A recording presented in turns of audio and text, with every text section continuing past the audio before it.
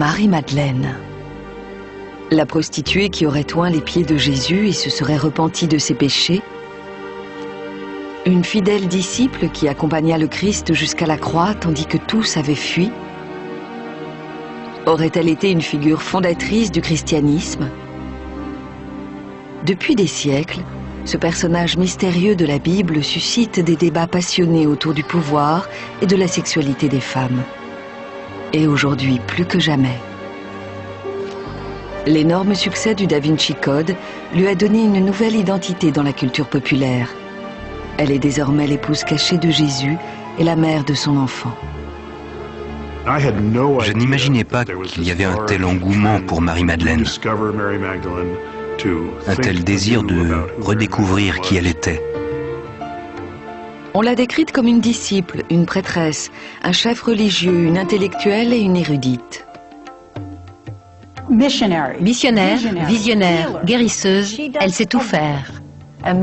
Aujourd'hui, bien sûr, on la présente surtout comme l'apôtre des apôtres. De récentes découvertes indiquent que son influence a pu s'avérer plus décisive encore sur son millénaire, mais aussi le suivant. Nous disposons de nouveaux éléments, mais aussi de sources anciennes qui nous donnent une perspective très différente sur Marie-Madeleine.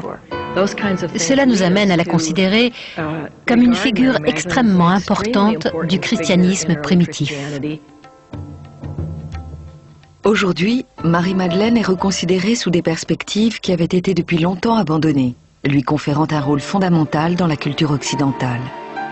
Mais la question subsiste, qui était-elle vraiment ?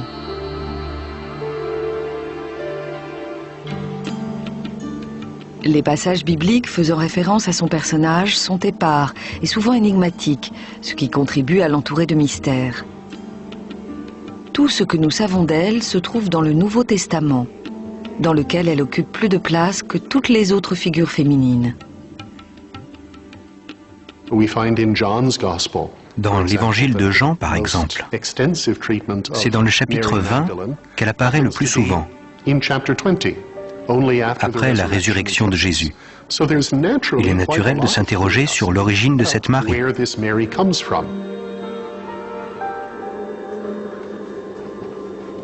Fervent prédicateur, Jésus ouvrait ses bras aux exclus et il avait de nombreuses disciples féminines. Il leur enseignait les Écritures saintes, une discipline traditionnellement réservée aux hommes. Dans les évangiles de Matthieu et de Marc, plusieurs disciples du Christ portent le nom de Marie. Il semble que plusieurs Maries soient citées dans les évangiles, et on a tendance à les fondre pour ne faire d'elle qu'une seule et même personne. S'il y a autant de femmes du nom de Marie dans la Bible, c'est parce qu'il s'agissait vraisemblablement du prénom féminin le plus répandu au 1er siècle. L'épouse d'Hérode le Grand se prénommait elle-même Mariam. En son hommage, de nombreuses femmes de l'époque se firent appeler Mariam, Maria ou encore Marie. La majorité des spécialistes s'accordent pour affirmer que le nom de Marie-Madeleine provient de la ville portuaire de Magdala. Migdal signifie tour de garde en hébreu, et beaucoup sont convaincus que Marie-Madeleine serait directement liée à une ville portant ce nom. Migdal existe toujours, mais il y a peu de preuves pour démontrer que Marie-Madeleine en soit réellement originaire. Nous ne disposons d'aucune certitude. Il semble néanmoins qu'il y ait eu une femme, du nom de Marie, ou Mariam, venant de la ville de Magdala, au bord de la mer de Galilée. Elle aurait rencontré Jésus et ils auraient travaillé ensemble au cours des années relatées dans les évangiles. Comment cette femme, issue d'un riche village florissant grâce au commerce du poisson, est-elle devenue la plus célèbre pécheresse de la Bible? Malgré sa réputation séculaire de femme de mauvaise vie, il n'est dit nulle part dans les écrits qu'elle ait été une prostituée. La confusion résulte probablement de différentes histoires mettant en scène des femmes nommées Marie qui se superposent à celles impliquant des pécheresses anonymes. Marie-Madeleine est considérée comme une prostituée repentie très tôt dans l'histoire du christianisme, quand les prêtres se sont penchés sur l'identité de toutes ces différentes Maries. Dès le VIe siècle, le pape Grégoire le Grand décrète que dans la Bible, 3 femmes n'en font qu'une, Marie-Madeleine. Sans y avoir été conviée, une femme se rend chez un pharisien, pleure sur les pieds de Jésus, les parfume, puis les essuie avec ses cheveux, et c'est ainsi qu'elle est pardonnée. C'est une pécheresse, bien connue à travers la ville, et beaucoup en déduisent qu'il s'agit d'une prostituée. Puis il y a cette autre femme, Marie de Béthanie, dont la sœur s'appelle Martha. Toutes ces personnes ont été amalgamées pour former Marie-Madeleine. Les experts s'interrogent sur les motivations du pape Grégoire le Grand. Cherchait-il à ternir l'image de Marie-Madeleine, les femmes de tête représentant une menace pour la domination des hommes sur l'Église, ou voulait-il schématiser les récits des évangiles? Il est dit dans la Bible que Jésus délivra Marie-Madeleine de 7 démons. Elle aurait donc été l'objet d'un exorcisme réalisé par le Christ en personne. Cela ne colle pas avec l'histoire de la femme qui oint les pieds dans la maison du pharisien. Mais on a tendance à mélanger tous ces récits et à suggérer, malheureusement il me semble, que Marie-Madeleine était une prostituée. Il n'y a pourtant aucune preuve de cela dans les évangiles.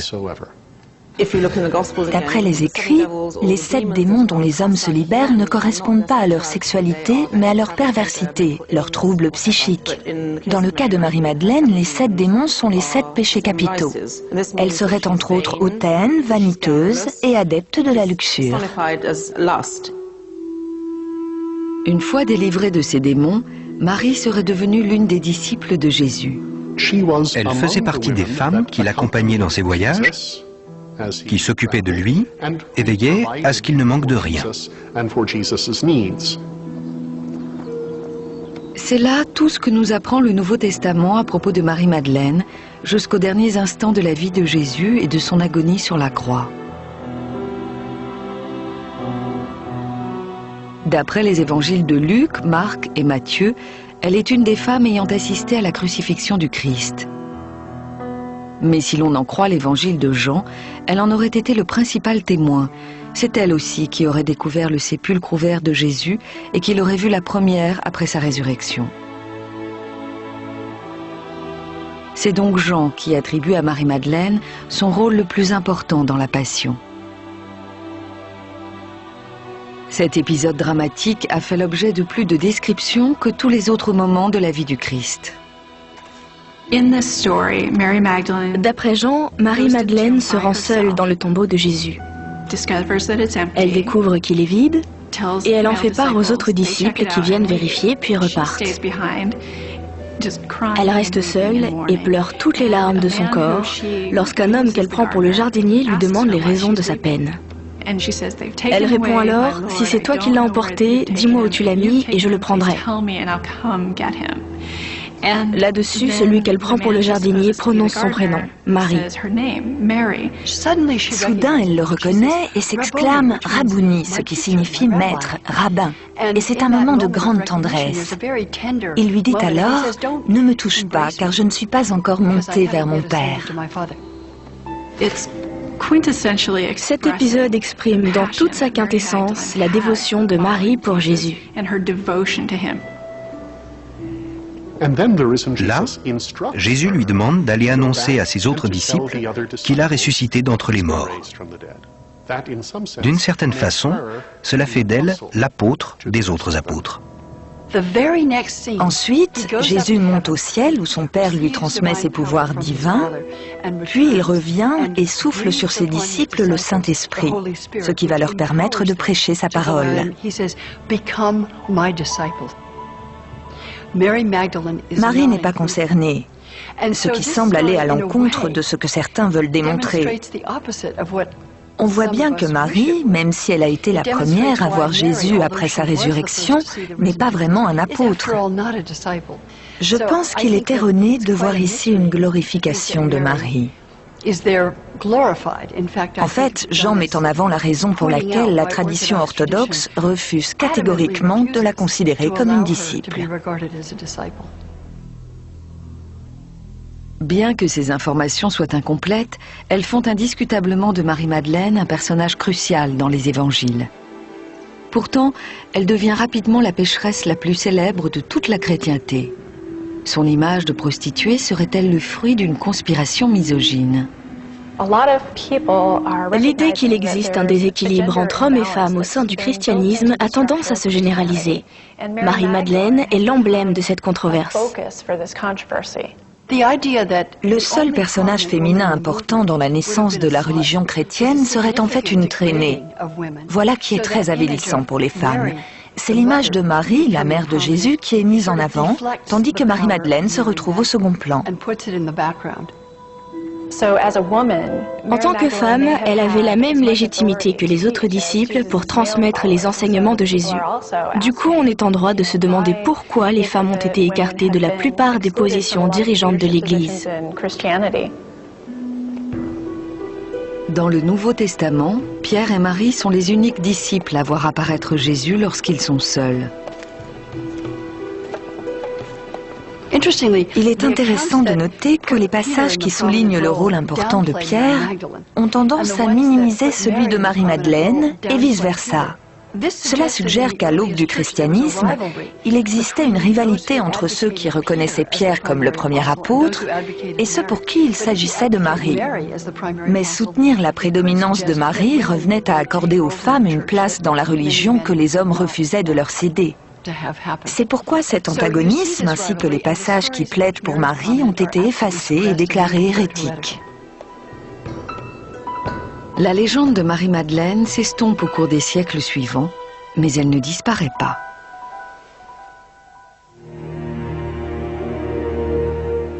Au XIe siècle, à l'aube d'un nouveau millénaire, l'Europe voit naître un culte dédié à Marie-Madeleine.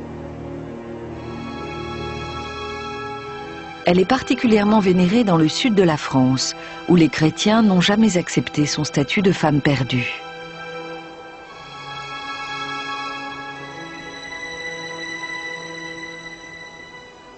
Le folklore local veut qu'elle ait rejoint la France après la crucifixion. J'ignore pour quelle raison cette légende est apparue en France, mais elle a cet aspect intéressant.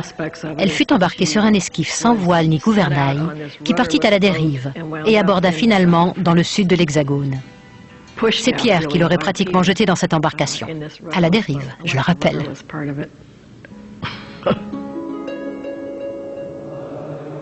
Ce récit est étroitement lié à un mouvement religieux jugé hérétique par l'Église. Les Cathares, dont l'influence s'étendait de l'Europe occidentale au Moyen-Orient, sont littéralement morts pour leurs croyances. Ils étaient considérés comme les gardiens du Saint Graal et d'autres trésors, conservés bien à l'abri au sommet de la montagne de Montségur. Pour eux, Jésus était un simple humain de chair et de sang, dont s'était saisie une force cosmique, celle du Christ. Et c'est ce qui avait permis à l'homme d'accomplir des miracles.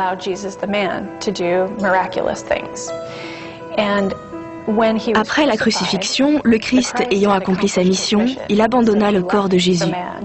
Celui-ci aurait simplement survécu, puis aurait épousé Marie-Madeleine.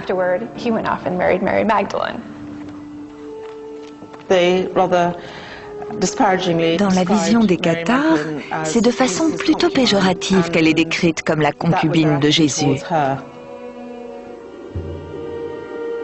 Avec le temps, les spéculations autour des Cathares et du Graal s'amplifient. Avant d'être exterminés par l'Inquisition, les derniers prêtres cathares parviennent à sauver un trésor. Ce ne sont ni des bijoux, ni de l'or. Il s'agit d'un bien autrement plus précieux. Serait-ce le Saint Graal? Avec le temps, les spéculations autour des Cathares et du Graal s'amplifient. Avant d'être exterminés par l'Inquisition, les derniers prêtres cathares parviennent à sauver un trésor. Ce ne sont ni des bijoux, ni de l'or. Il s'agit d'un bien autrement plus précieux. Serait-ce le Saint Graal? En France, la légende du Graal prend une forme inattendue. Le calice utilisé lors de la scène est remplacé par Marie-Madeleine elle-même. Mariée en secret à Jésus, elle porte en elle la plus sacrée des descendances. On dit qu'elle se serait d'abord rendue en Égypte, puis en France, accompagnée de Lazare et ses sœurs Marie de Béthanie et Marthe, de plusieurs autres disciples et d'une servante égyptienne prénommée Sarah. Ils accostent en Camargue, dans le petit village des Saintes-Maries de la Mer.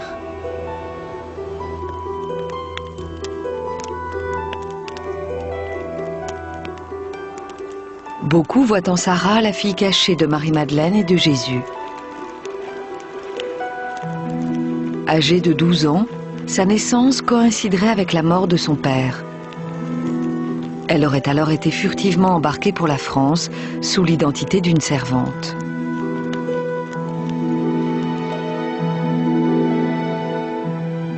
Toujours selon ce mythe, Sarah initie la dynastie des Mérovingiens, une lignée dont certains affirment qu'elle se perpétue encore.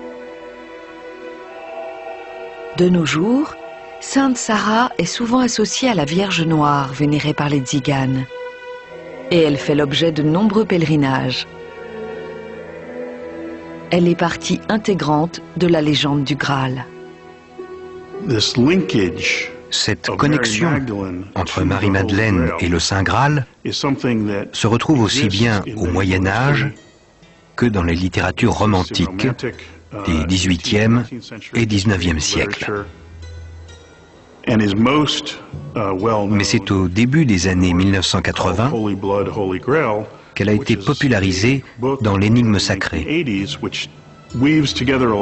L'ouvrage incorpore de nombreux mythes français et fait de Marie-Madeleine en personne le Saint Graal. C'est cet ouvrage que Dan Brown a réinterprété pour écrire le Da Vinci Code. Bien entendu, la Bible ne fait aucune référence au Saint Graal, puisqu'il s'agit d'une invention médiévale.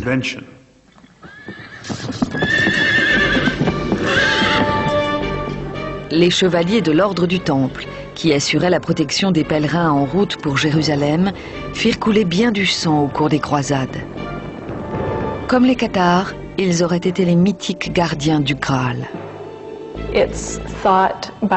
Beaucoup sont convaincus que les Templiers se seraient emparés du trésor des cathares, qui renfermait le secret du mariage de Jésus et de Marie-Madeleine, et qu'ils le protégèrent à travers les siècles. Les Templiers étaient également perçus comme de féroces défenseurs de la foi. Et d'aucuns affirment qu'ils se seraient retournés contre les cathares, qui étaient pourtant leurs alliés. Quoi qu'il en soit, l'armée du pape Innocent III se chargea d'exterminer près de 20 000 cathares dans la seule ville de Béziers.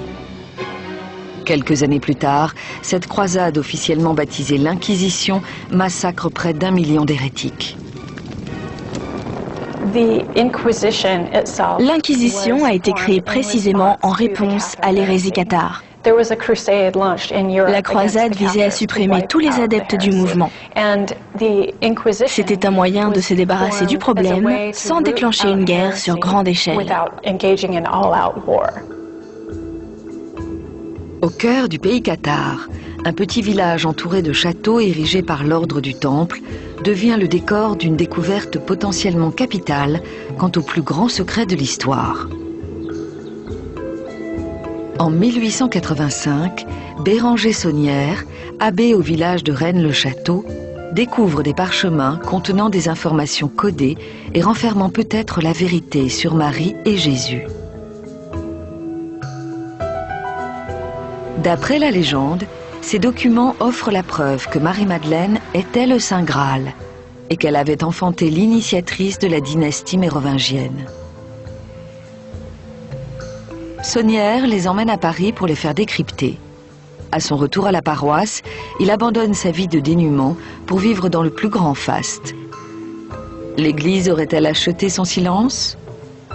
Ou bien l'abbé aurait-il inventé cette histoire de toutes pièces pour dissimuler le fait qu'il détournait l'argent de la quête ?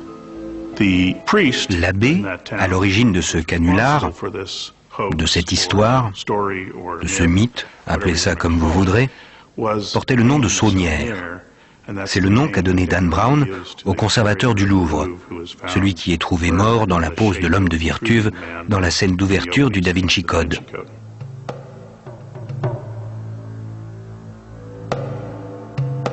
Au XIIIe siècle, l'abbaye de Vézelay et le couvent de Saint-Maximin-la-Sainte-Baume se déclarent la guerre. Chacun prétend posséder les reliques de Sainte Marie-Madeleine.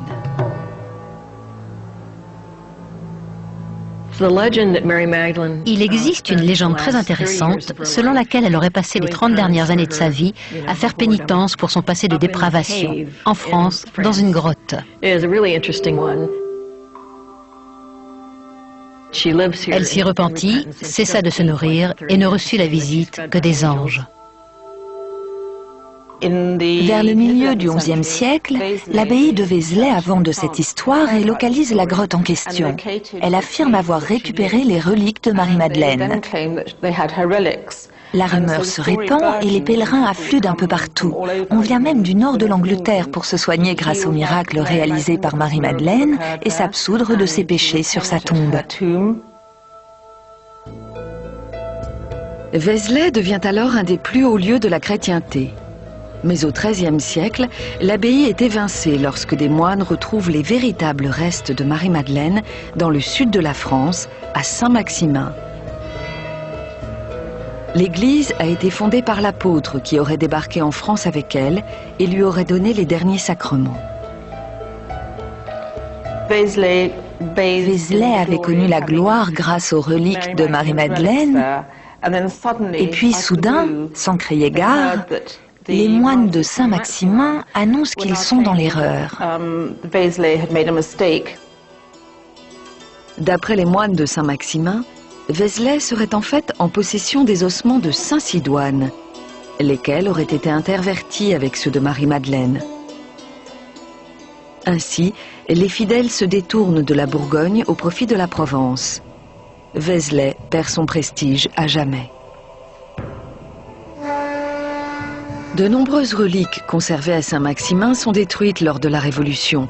Mais aujourd'hui encore, la basilique expose le crâne de Marie-Madeleine à l'intérieur d'une châsse en bronze doré. Il y a une grille dorée, derrière laquelle se trouve une sorte de casque d'astronaute qui renferme un crâne vraiment très laid.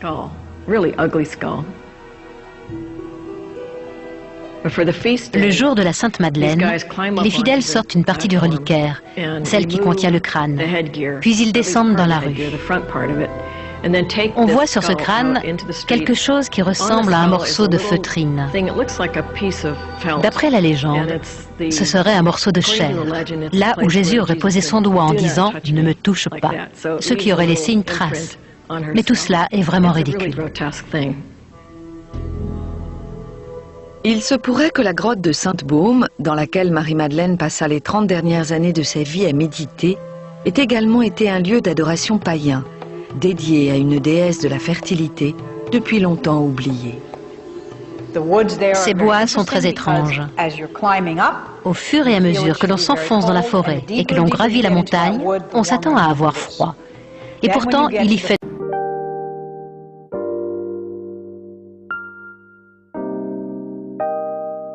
de plus en plus chaud.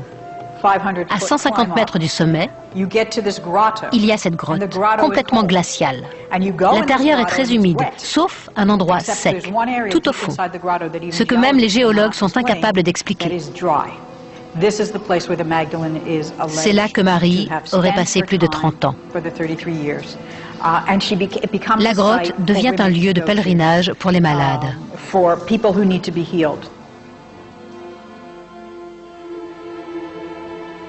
Au fil des années, sous l'influence de l'Église, l'héroïne du Moyen-Âge s'efface derrière la pécheresse pénitente. Puis, au XXe siècle, Marie-Madeleine est de nouveau projetée sur le devant de la scène. Une nouvelle découverte bouscule toutes les idées reçues la concernant. Un secret égaré durant des siècles était sur le point de lui donner une nouvelle identité.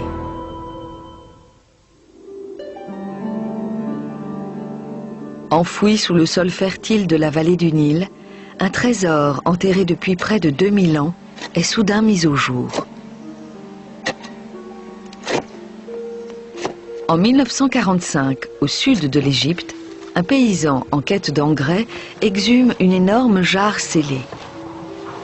Celle-ci contient 13 cahiers de papyrus que l'on appelle aujourd'hui les évangiles gnostiques. Il s'agit de la plus importante découverte religieuse du siècle. Rédigé en copte, l'ancienne langue égyptienne, et traduit du grec, ces écrits du christianisme primitif comptent une 50aine de textes. Ces cahiers renfermaient de nombreux évangiles qui ne figuraient pas dans le Nouveau Testament. Nous savions seulement que par le passé, quantité d'évangiles avaient été enterrés ou détruits par les hauts dignitaires de l'Église qui les considéraient comme d'abominables hérésies. Nous ne savions pas vraiment ce que disaient les hérétiques jusqu'à ce que nous trouvions ces textes qu'ils avaient eux-mêmes écrits. Ces documents révèlent de surprenantes informations au sujet des croyances qui ont surgi après la mort de Jésus. Le gnosticisme se fonde sur l'idée que la divinité n'est pas une force externe, telle que celle incarnée par le Christ, mais plutôt une aptitude propre à chaque être humain. Ces textes délivrent un autre message. Les évangiles choisis pour constituer le Nouveau Testament entre les 2e et 4e siècles disaient tous à peu près ceci: « Croyez en Jésus et vous serez sauvés ». Tandis que l'évangile de Marie-Madeleine, par exemple, affirme que le divin se trouve en chacun de nous, puisque Dieu nous a créés à son image. Il existerait une continuité entre le divin et l'humain. Ces textes proposent plusieurs points de vue différents, et c'est ce qui a déplu au père de l'Église. L'évêque Irénée de Lyon, qui exécrait les hérétiques, disait « En dehors de l'Église, il n'y a point de salut. Tous doivent croire pour être sauvés. Sans l'Église, vous êtes perdus. » Jusque-là, le gnosticisme n'était connu qu'à travers les écrits des pères de l'Église qui condamnaient ce mouvement religieux avec véhémence. Le grand théologien chrétien Tertullien a déclaré « Les gens se posent trop de questions, c'est ce qui fait d'eux des hérétiques. » Ce sont ces questionnements qui mènent à toutes les divagations de ces textes. Parmi les papyrus découverts en Égypte se trouve la Pistis Sophia, datée entre 250 et 300 de notre ère. Ce texte met en lumière certaines idées que Jésus a eu bien du mal à faire entendre, tandis que s'imposait une doctrine traditionnelle. Le texte rapporte notamment une rivalité entre Pierre et Marie-Madeleine. Pierre se plaint auprès de Jésus. Marie parle sans cesse, elle devrait garder le silence. Mais Jésus encourage Marie à s'exprimer. Il n'est pas surprenant que la tradition catholique ait exclu ce passage. L'évangile de Marie est un texte essentiel. Les fragments que nous possédons indiquent que les gnostiques glorifiaient Marie-Madeleine, qu'ils la considéraient comme une visionnaire, un apôtre et un chef spirituel. Dans un passage du manuscrit, Marie révèle aux apôtres que Jésus lui a transmis des préceptes secrets. D'après cet évangile, Marie reçoit des enseignements particuliers de Jésus, dont ni Pierre ni ses disciples préférés n'ont connaissance. Dans l'évangile de Luc, Pierre a le rôle du leader, du porte-parole. En revanche, dans les apocryphes, il est relégué au second plan, tandis que Marie-Madeleine devient la disciple prééminente. Et Pierre se plaint constamment d'elle. Le gnosticisme fait de Marie-Madeleine la figure centrale du christianisme primitif. Son autorité la place au-dessus de tous les autres disciples. Cette approche est diamétralement opposée au canon traditionnel. Dans le Nouveau Testament, dans l'évangile de Luc par exemple, la distinction est très nette entre les femmes et les disciples. On ne peut pas être les deux à la fois. Dans les évangiles gnostiques, il y a des femmes parmi les disciples, et Marie est la plus importante d'entre eux. Jean-Paul II a déclaré « L'ordination des femmes ne saurait être acceptée car le Christ a choisi ses apôtres uniquement parmi les hommes. Si on prend en compte l'évangile de Marie, l'argument ne tient plus. » Les textes gnostiques offrent une nouvelle relecture de l'histoire de Marie-Madeleine. Mais surtout, ils soulèvent une question cruciale. Combien d'autres versions de cette histoire existent-ils ? Il y a 2000 ans, le bassin méditerranéen était un creuset de courants philosophiques et intellectuels. L'hypothèse que Marie-Madeleine ne soit pas originaire de Magdala en Galilée, mais de Magdala en Éthiopie, a été étudiée. Peut-être qu'elle avait la peau sombre, peut-être qu'elle a erré jusqu'à Alexandrie, qui était un carrefour du monde à l'époque. Elle serait allée jusqu'à Jérusalem, elle aurait fait la rencontre de Jésus, qui était un paria, tout comme elle, et ensemble, ils auraient lancé un mouvement révolutionnaire. En dehors du cercle des experts, les incroyables découvertes du XXe siècle ne soulèvent aucune vague. Pourtant, dès les premiers jours du christianisme, la relation qui unit Marie-Madeleine à Jésus soulève de nombreuses interrogations.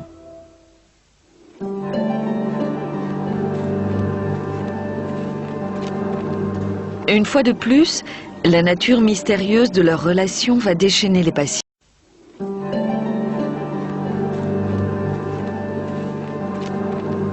Une fois de plus, la nature mystérieuse de leur relation va déchaîner les passions. Et c'est une œuvre de fiction au succès planétaire qui catapulte à nouveau Marie-Madeleine au cœur des débats. Dans le Da Vinci Code, les incroyables affirmations de Dan Brown prennent le contre-pied des textes canoniques. Il donne aux évangiles de Marie ou de Philippe, par exemple, une valeur historique, car il tend à prouver que Jésus et Marie-Madeleine se soient mariés. Tous les travaux réalisés par les experts au cours des 2000 dernières années sont remis en question. L'évangile de Philippe décrit une relation entre Jésus et Marie-Madeleine qui pourrait bien être charnelle. À l'époque, 98 à 99% des hommes juifs se mariaient et avaient des enfants. Ils obéissaient ainsi à la loi de Dieu, qui les enjoint à perpétuer le peuple. Il était tout à fait commun qu'un homme de 32 ans, tel que Jésus, soit père de famille. C'est pourquoi de nombreux experts, partant du principe que Jésus était un être humain et qu'il était de culture juive, pensent qu'il était certainement marié. Et qui aurait-il pu épouser sinon Marie-Madeleine, dont le nom est cité 12 fois dans le Nouveau Testament et qui est présente à chaque moment important de sa vie?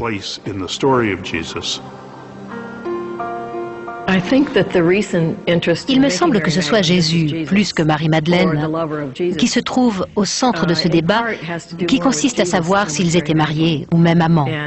Je veux dire que s'il s'agit d'un homme comme un autre, il doit bien avoir une femme. D'une certaine façon, on se sert d'elle pour déterminer qui était l'homme.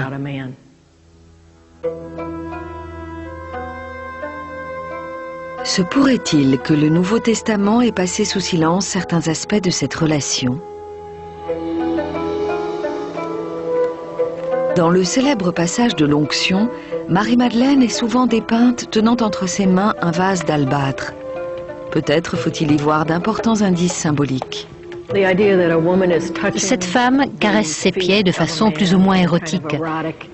Elle les essuie avec ses cheveux. C'est une scène très sensuelle.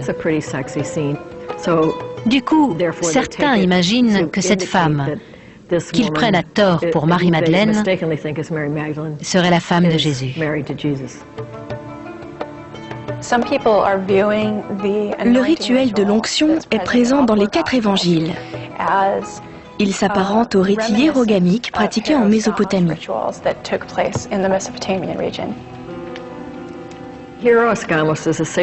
La hiérogamie est une union sacrée que l'on retrouve dans de nombreuses religions païennes. L'idée est qu'il existe un royaume divin avec un roi et une reine qui se reflètent sur terre. Par les rapports sexuels entre un homme et une femme, on reproduit l'union sexuelle des 2 divinités. À l'époque de la Bible, on pensait que l'union charnelle entre le Seigneur et une femme de la communauté constituait une expérience religieuse intense. Celle-ci apportait une fertilité à la fois symbolique et bien réelle au peuple et à la terre.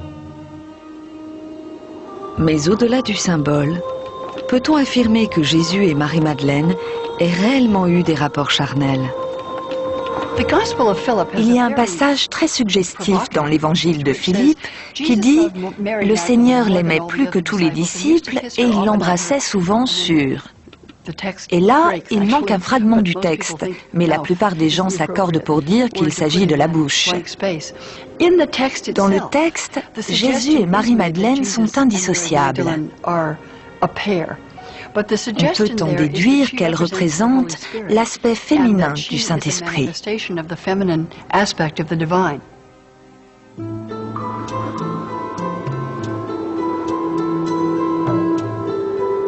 Tandis que certains ecclésiastiques emploient le rôle de Marie-Madeleine en tant qu'apôtre des apôtres comme argument en faveur de l'ordination des femmes, d'autres associent sa relation avec Jésus à des rites païens.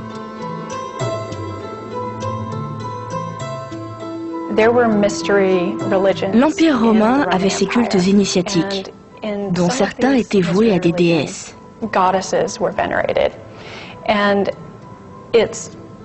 Certains supposent que des prêtresses ou des prostituées sacrées se chargeaient de pratiquer leurs rites.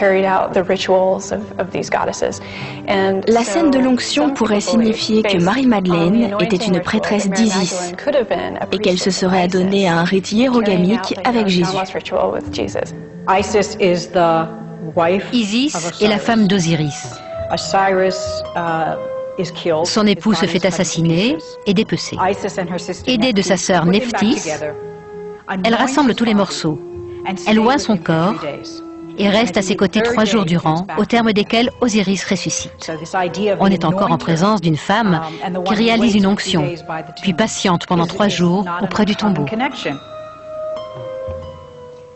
Tous les dieux du Proche-Orient de l'Antiquité, les dieux romains, grecs, égyptiens, tous ont une partenaire féminine.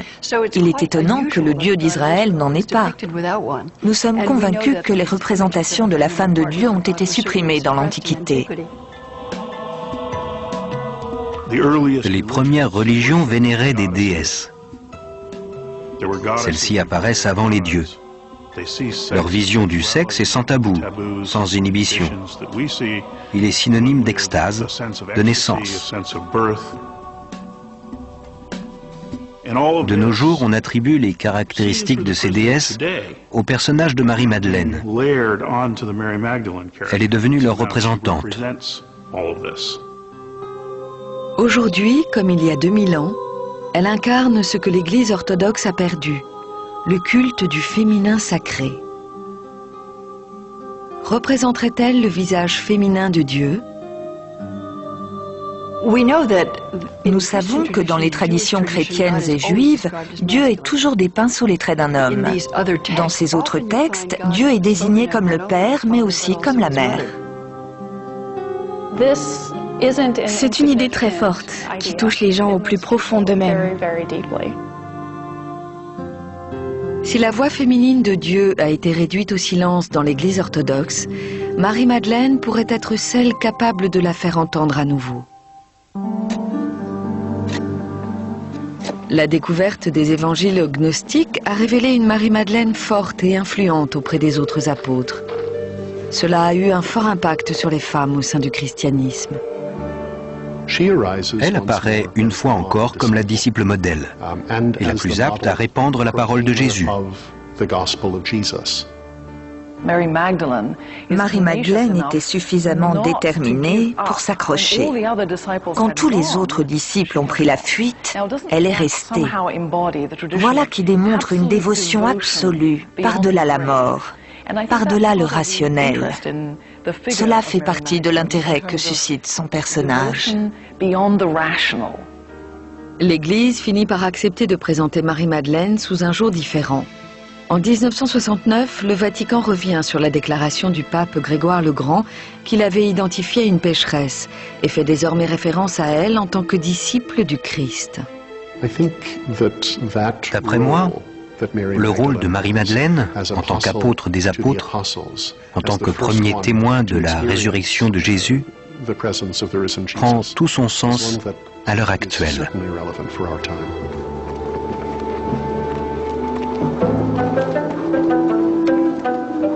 Ce qui a toujours posé problème, c'est qu'elle était une femme indépendante. En tant que telle, elle n'avait besoin ni d'enfants ni d'époux. Il lui fallait accomplir sa passion, son amour, et ce, en une multitude de façons. Si l'Église orthodoxe a maintenu sa position au cours des siècles, peut-être est-ce parce que quantité de pratiquantes trouvaient un réconfort auprès de cette prostituée lavée de ses péchés.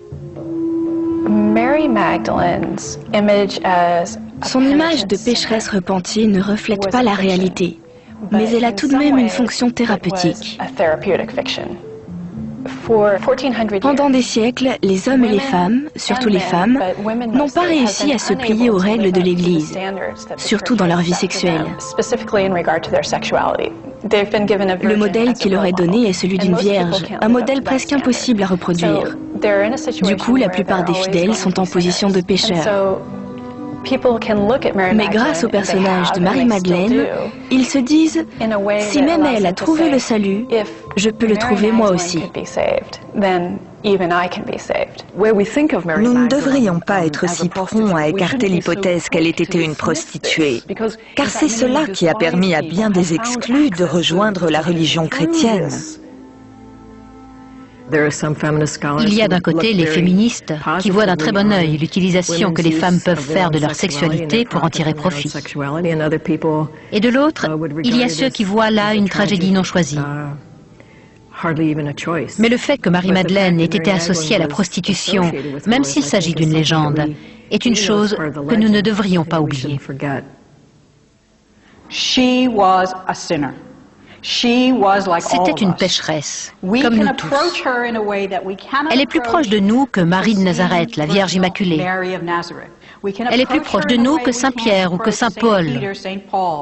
Elle est même plus proche de nous que Jésus du point de vue de la foi. C'est une femme qui nous comprend, qui voit, qui ressent, entend, touche et respire les mêmes choses que nous. Aucun autre de nos saints ne fait tout ça. Plus que toute autre figure de la Bible, Marie-Madeleine s'est vue attribuer de nombreux rôles au fil des âges. Mais celui qu'elle endosse aujourd'hui pourrait bien être le plus important. C'est un exemple en termes d'apostolat, de leadership, de courage, de loyauté et de pouvoir des femmes. C'est un rôle extraordinairement important que l'on n'aurait pas pu imaginer il y a 25 ans. Pour les femmes, elle incarne la spiritualité au féminin, un aspect qui serait pratiquement absent de la tradition chrétienne sans elle. Il ne s'agit pas de savoir si elle est un personnage historique ou bien issu de l'imagination religieuse de certains. Elle est les deux à la fois. Dans la culture populaire, Marie-Madeleine est soudain devenue une célébrité à travers le monde grâce à son rôle central dans le Da Vinci Code.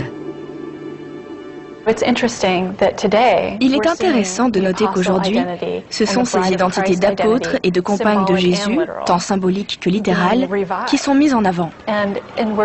Nous sommes en train de reproduire exactement ce qui avait été fait au tout début du christianisme. Certes, nous réinventons Marie-Madeleine, mais avec des statuts qu'elle a déjà eus par le passé. C'est comme regarder une photographie dont l'un des personnages principaux aurait été recouvert de peinture. Et maintenant, on se rend compte qu'en réalité, il a toujours été là et qu'il fait partie comme le reste de la tradition.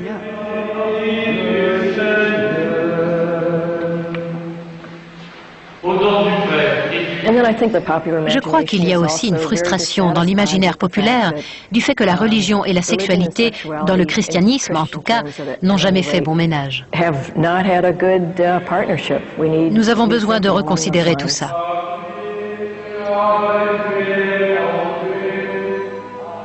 Pour ceux qui cherchent la spiritualité en dehors des frontières de la religion traditionnelle, elle devient une héroïne symbolique, luttant pour établir équilibre et sérénité dans ce monde régi par les hommes. La Marie-Madeleine du XXIe siècle correspond vraiment à l'idée que nous nous en faisons. Des gens d'horizons très différents peuvent voir la femme, la déesse, le chef spirituel, la compagne de Jésus telle qu'ils l'imaginent en fonction de leurs aspirations pour le monde moderne. On a beau la considérer comme une sainte, redorer son blason, ne plus la voir comme une prostituée mais comme l'apôtre des apôtres, on a toujours tendance à mettre son rôle de côté et du même coup, négliger les conséquences de tout cela sur l'implication des femmes dans la religion moderne ou même dans la société en général.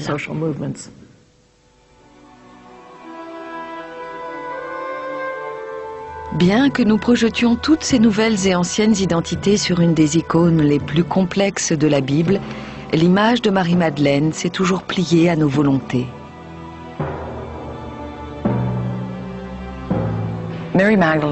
Pour moi, c'est une prophétesse.